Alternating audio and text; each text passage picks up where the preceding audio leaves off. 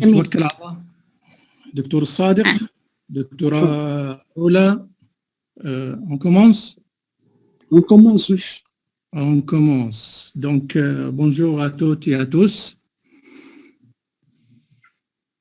Bonjour, chers collègues, les membres de jury, monsieur le professeur As-Sadiq Abdallah Uthman, madame la professeure Rola Hikmat Salahia, mesdames et messieurs les présents. Aujourd'hui, c'est le 12 mai 2022, le jour de soutenance de madame Asia Mohamed Ali Adbaï.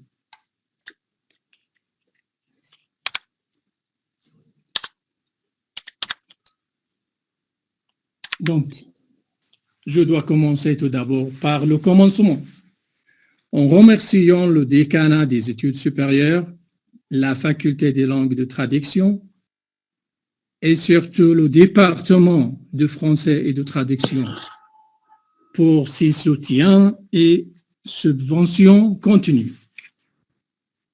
Madame Adbaï a travaillé sous la direction de deux directeurs de recherche, c'est-à-dire deux encadreurs, si vous voulez, moi-même et monsieur le professeur Mohamed Zahrani. Il a abordé un sujet très intéressant et important. Ces résultats doivent être utiles pour la section de la traduction officielle au comité d'experts. L'intitulé de son mémoire est le suivant. Stratégie de la traduction officielle utilisée au comité d'experts au Conseil des ministres. Au Conseil des ministres. استراتيجيات الترجمة الرسمية المستخدمة في هيئة الخبراء بمجلس الوزراء. Madame Adbaï a terminé sa recherche et présenté son mémoire en 124 pages contenant une introduction générale, 3 chapitres et une conclusion générale et une bibliographie. Il contient aussi des listes des tableaux, listes des sigles utilisés, un petit glossaire et un tableau des systèmes de translittération arabe, suivi par la fin, ou suivi à la fin par des annexes concernant la liste des stratégies utilisées à travers des extraits, des articles appliqués par le comité selon la loi saoudienne. Son mémoire à son état actuel mérite d'être soutenu publiquement devant vous, chers collègues, les membres de jury. Je vous remercie donc d'être présents ce matin pour juger cette soutenance. Mais avant de laisser la candidate présenter son mémoire, il me doit présenter tous mes grands remerciements à monsieur le professeur Mohamed Zahrani en tant que dirigeant aussi de mémoire et lui donner la parole s'il est là, Dr Mohamed Zahrani. Dr Mohamed. Dr Mohamed Ma'ana. D'accord. Donc, Madame Asia, prête? Vous êtes prête? Oui, je suis prête. Oui, merci. D'accord, donc c'est à vous la parole, s'il vous plaît. Okay. Pendant 20 minutes. OK. J'espère pas dépasser, s'il vous plaît. Merci. OK. Merci, monsieur le président de jury, de m'avoir passé la parole. Monsieur le président de jury, membre distingué du jury, c'est avec beaucoup de plaisir que je vous présente aujourd'hui mon mémoire intitulé « Stratégie de la traduction officielle utilisée au comité d'experts au Conseil des ministres ».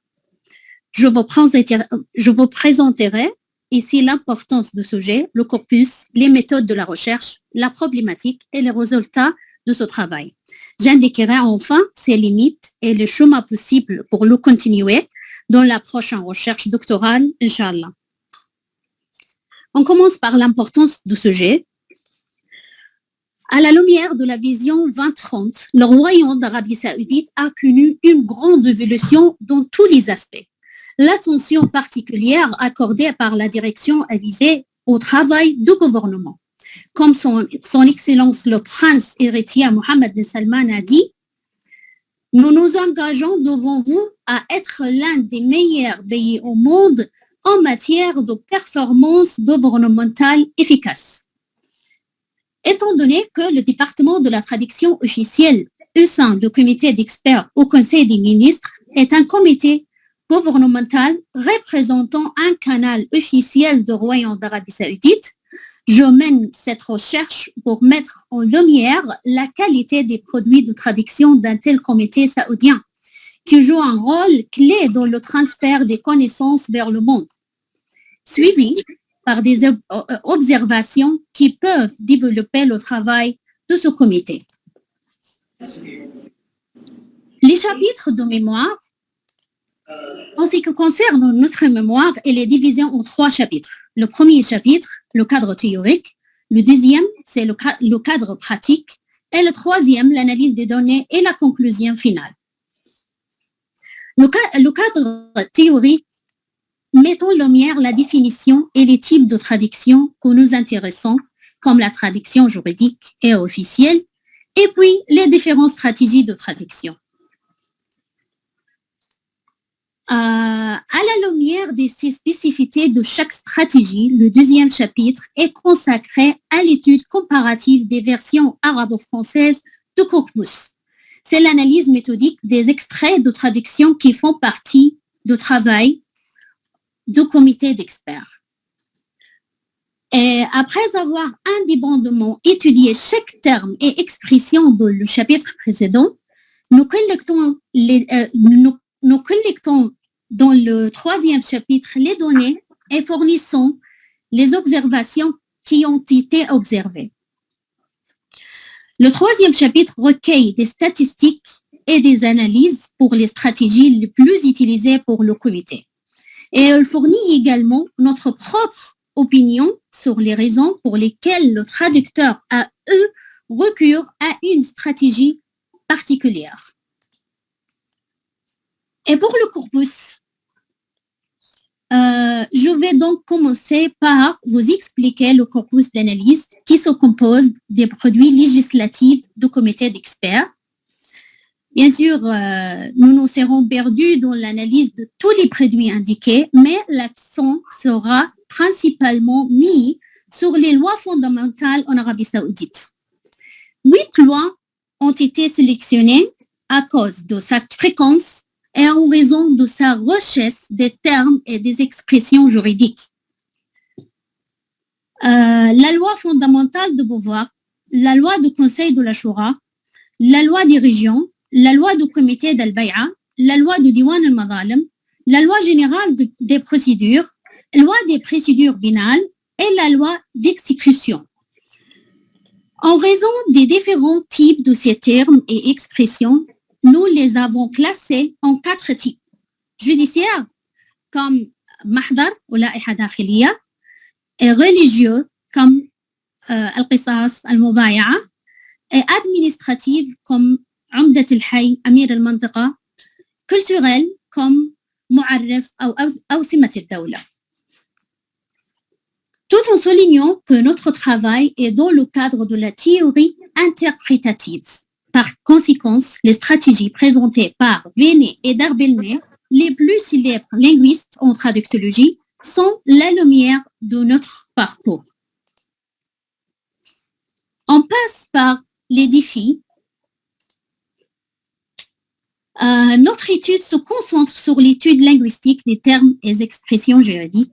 Et dans le cas des textes juridiques du Royaume d'Arabie Saoudite, la situation ici est particulière, car la loi ici est dérivée de la charia islamique. C'est ce qui nous amène à aborder la comparaison entre 2 systèmes juridiques franco-saoudiens pour comprendre le résultat atteint et le motif de recours de traducteurs à un terme spécifique. Pour les méthodes de recherche, la pandémie de COVID-19 a affiché la tenue des réunions avec les experts en traduction concernés pour nous faire part des difficultés auxquelles ils sont confrontés. Mais au lieu de ces réunions, le travail sur cette étude a été effectué en utilisant l'approche descriptive et analytique par des comparaisons objectives des versions arabo-françaises du corpus pour arriver à la réalité de la traduction officielle en Arabie saoudite. La problématique, on a posé deux questions. Le premier, quelles sont les stratégies et les techniques utilisées dans le comité d'experts lors de traduction des différentes lois? Le deuxième, quels sont les défis et les difficultés auxquels fait face le comité d'experts à cet égard? Pour les réponses, pour la première question, quelles sont les stratégies les plus utilisées? Le travail de ce comité n'a pas été facile du tout. Elles ont fait de leur mieux pour transmettre le sens voulu. Au contraire, parfois, le texte cible est plus clair que la source elle-même. On peut dire que les stratégies les plus utilisées dans le comité d'experts sont l'emprunt, qui atteint 40% de fréquence, et en deuxième lieu, l'équivalence, qui représente 37%. Et puis, la traduction littérale arrive à 22%.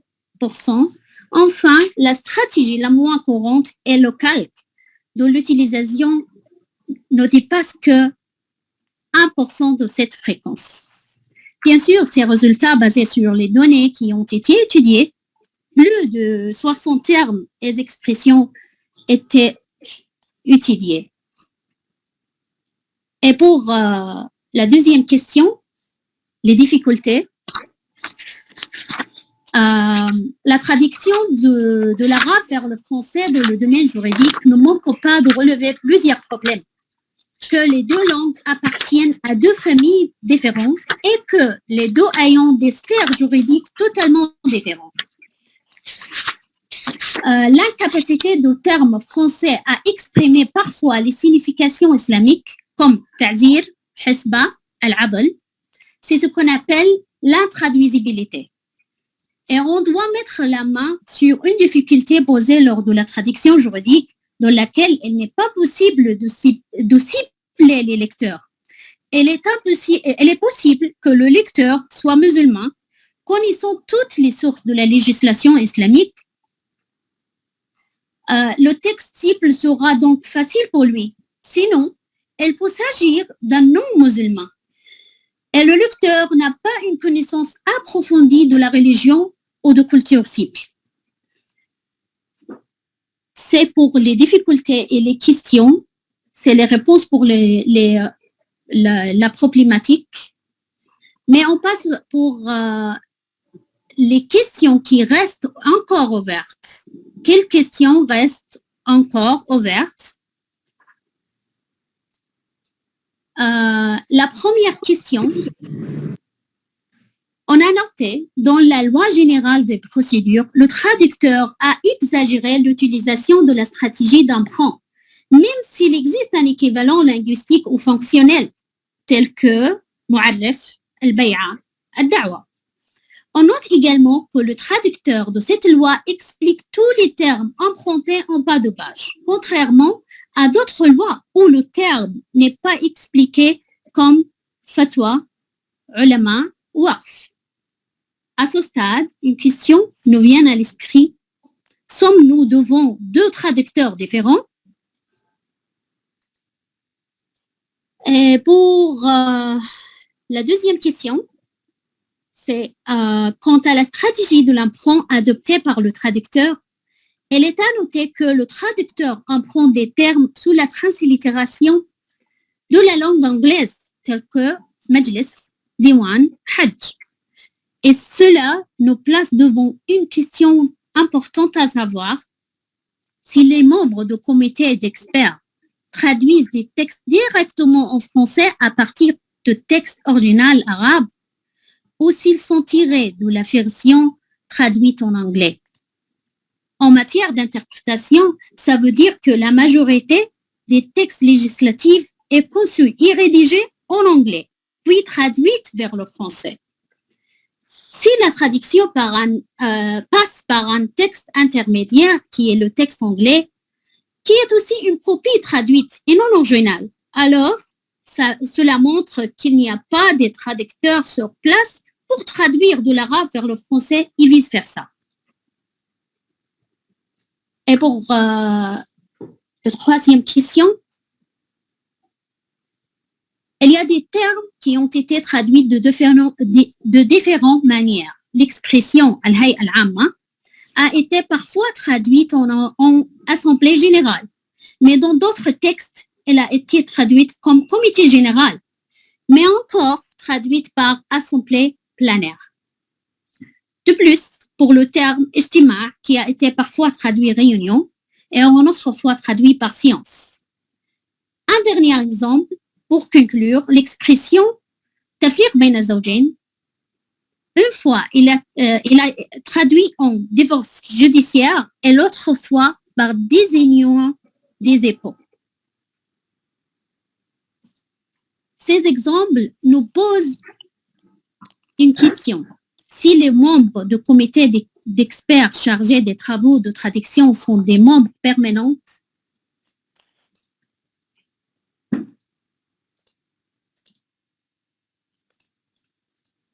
d'accord, on passe pour les limites pour l'étude. Puisque les 7 stratégies de Vini et d'Arbelné sont la base et l'objet de notre recherche, la traduction littérale, l'équivalence, l'emprunt, la modulation, l'adaptation, la transposition et le calque. Nous tenons à souligner qu'il n'est pas possible d'étudier pratiquement toutes ces stratégies, car certaines des stratégies, la transposition, la modulation, l'adaptation, ne peuvent être étudiées dans un contexte distinct de la phrase. Elles ne font pas alors l'objet de notre étude portant seulement sur la terminologie et les expressions techniques. Par conséquent, l'étude pratique est limitée à la stratégie de traduction littérale, l'équivalence, l'emprunt et le calque. Il est possible d'envisager de prolonger ce travail. Les 7 stratégies peuvent être étudiées au niveau terminologique et expressif ainsi qu'au niveau de la phrase. C'est précisément dans cette direction que j'espère poursuivre à l'avenir. Je vous remercie de votre attention. Je vous donne la parole afin de me donner vos remarques ou me poser des questions éventuelles. Merci pour tout. Merci pour la présence. Merci, Madame Abdoulaye. Merci pour cette présentation. Donc, c'est Monsieur Al-Sadiq, Monsieur le professeur, c'est à vous la parole. Oui, à vous. Ok, merci. Bien, je voudrais de prime abord remercier Monsieur le docteur Al-Mahdia de m'avoir invité à faire partie de ce jury. Je voudrais aussi saluer le docteur Roland et la candidate et tous ceux et celles qui sont avec nous à distance et qui nous écoutent. Je voudrais ensuite féliciter la candidate pour ce travail de grand intérêt. Mes félicitations vont également au directeur de recherche, Dr Al-Mahdia, d'avoir dirigé ce travail que j'ai lu avec intérêt. Et je remercie aussi vivement Dr Al-Zahrani en tant que co-directeur. Revenons donc au travail de la candidate. Mais avant d'y revenir, je voudrais remercier la candidate pour cet exposé très clair et visible. Et franchement, donc, le niveau linguistique dépasse celui de sa thèse. Donc, toutes mes félicitations pour cette clarté et cette visibilité de cet exposé. Je commence par le choix du sujet. À mon avis, c'est un bon choix qui fait partie intégrante des préoccupations scientifiques du programme de master. De façon générale, je suis très favorable au sujet ayant trait ou rapport avec le pays. Nous avons l'habitude de servir l'Occident. Il est grand temps de servir nos propres pays, notamment les sujets d'ordre socioculturel, parce que le programme de notre licence, comme celui du master, souffre des lacunes énormes sur ce plan, car la dimension socioculturelle n'a pas trouvé la place qu'elle mérite, alors qu'elle est d'une importance capitale en matière de traduction. Je vous félicite donc pour ce choix.